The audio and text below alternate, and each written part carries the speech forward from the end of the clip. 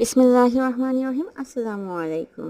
YouTube channel মার্জানস এন্টারটেইনমেন্টের পক্ষ থেকে আসছি, আর FB page Marjan group enterprise থেকে আমি আখিনুর ইসলাম শম্পা বলছি। মনের অবস্থা যখন ভালো না থাকে, কিছু অ্যাডভেঞ্চার ঘুরুন, ট্রাভেলিংয়ে যান, আসলে মনটা ভালো হবে।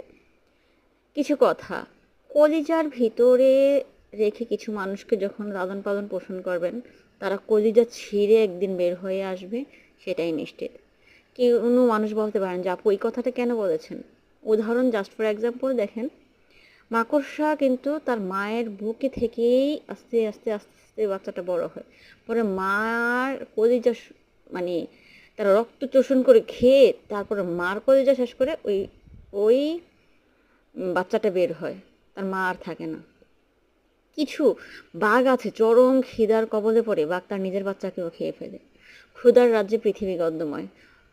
রুটি যেন জলসানো জাত যেন রুটি।